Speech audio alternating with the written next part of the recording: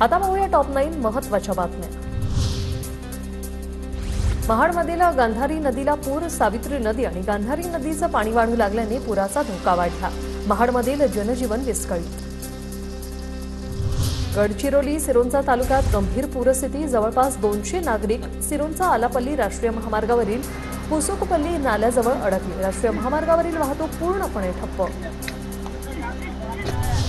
रायगड जिल्ह्यातील 2,500 नागरिकांचं स्थलांतर, पूरग्रस्त आणि दरड प्रवण क्षेत्रात राहणाऱ्या नागरिकांना सुरक्षित ठिकाणी हलवलं। जिल्हाधिकारी किशन जावळे यांची माहिती।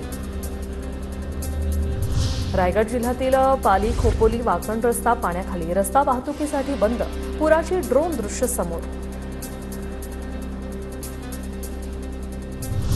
कल्याणमधील अशोकनगर परिसर जलमय, वालधुनी नदीकिनारी असलेल्या अशोकनगरमधील घरं पाण्याखाली, घरांमध्ये पाणी गेल्याने मोठं नुकसान।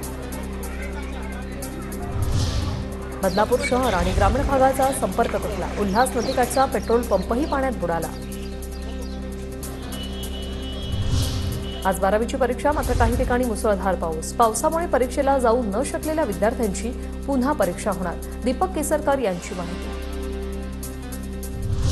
मायक्रोसॉफ्टच्या संगणकीय प्रणालीचा बिघाड आणि मुसळधार पावसामुळे देशातील 1,129 विमानं विलंबाने, 400 विमानं रद्द।